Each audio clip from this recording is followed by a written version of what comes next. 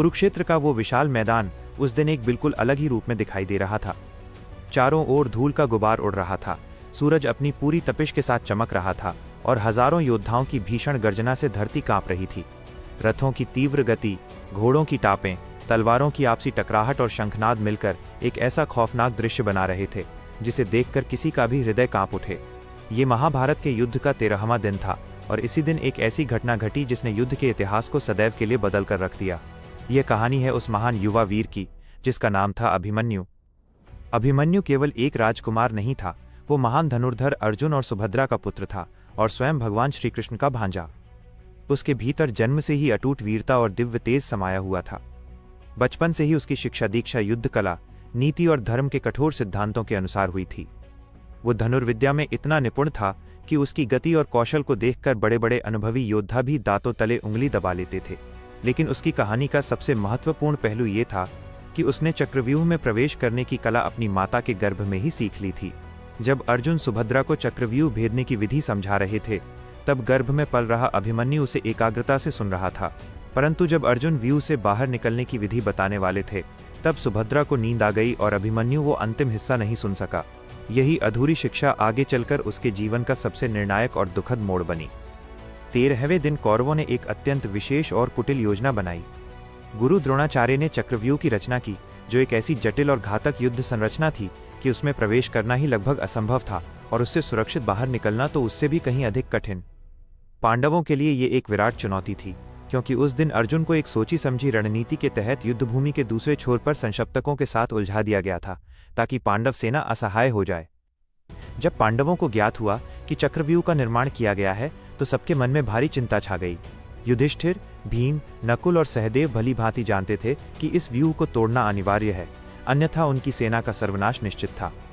ऐसे संकट के समय सबकी नजरें युवा अभिमन्यु पर टिकीं। वो आयु में छोटा था, लेकिन उसका साहस और आत्मविश्वास किसी भी महारथी से कम नहीं था। जब युधिष्ठिर ने उससे पूछा कि क्या वो चक्रव्यूह को भेद सकता है, तो अभिमन्यु ने बिना किसी हिचकिचाहट के उत्तर दिया कि वो उसमें प्रवेश तो कर सकता है, परंतु बाहर निकलने की विधि उसे पूर्णतः ज्ञात नहीं है। परिस्थिति ऐसी थी कि पांडवों के पास कोई दूसरा विकल्प शेष नहीं था। उन्होंने योजना बनाई कि अभिमन्यु मार्ग बनाएगा और बाकी भाई उसके पीछे पीछे चलकर व्यूह को ध्वस्त कर देंगे। अभिमन्यु ने धर्म की रक्षा के लिए इस आत्मघाती चुनौती को सहर्ष स्वीकार कर लिया। जब अभिमन्यु अपने रथ पर सवार होकर रणभूमि में आगे बढ़ा, तो उसका मुखमंडल तेज से दमक रहा था। उसने भीषण शंखनाद किया और पूरी शक्ति के साथ चक्रव्यूह की ओर झपटा। जैसे ही उसने व्यूह की पहली परत को भेदा, उसकी गति और पराक्रम देखकर कौरव सेना स्तब्ध रह गई। उसने अपने बाणों की वर्षा से शत्रुओं में हाहाकार मचा दिया। एक एक करके वो सामने आने वाले हर योद्धा को धूल चटाता गया। उसके बाण इतने तीव्र और अचूक थे कि द्रोणाचार्य, कर्ण, अश्वत्थामा और दुर्योधन जैसे दिग्गज भी उसे रोक पाने में असमर्थ सिद्ध हो रहे थे।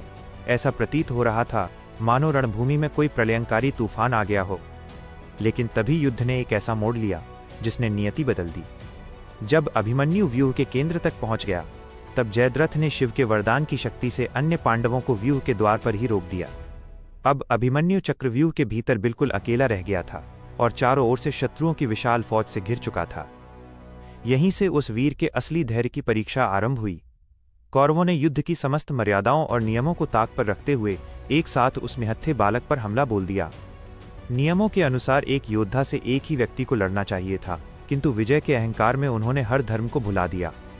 अभिमन्यु का रथ तोड़ दिया गया, उसके घोड़े मार दिए गए और उसका गांडीव जैसा धनुष भी काट दिया गया।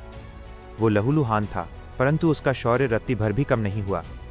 उसने तुरंत रथ का पहिया उठाया और उसे ही ढाल बनाकर शत्रुओं पर टूट पड़ा।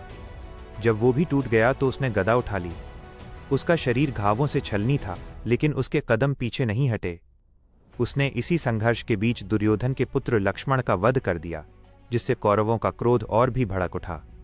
अंततः 7 महारथियों ने मिलकर उस अकेले बालक को घेर लिया।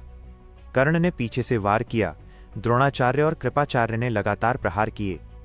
अत्यधिक रक्तस्राव और थकान के कारण अंततः वह वीर भूमि पर गिर पड़ा। गिरते समय भी उसके चेहरे पर कोई भय नहीं था, बल्कि एक असीम शांति और संतोष था कि उसने अपने कुल की मर्यादा और धर्म के लिए अंतिम सांस तक संघर्ष किया। उसकी मृत्यु केवल एक योद्धा का अंत नहीं थी, बल्कि ये उस अधर्म की पराकाष्ठा थी जिसने कौरवों के संपूर्ण विनाश की पटकथा लिख दी।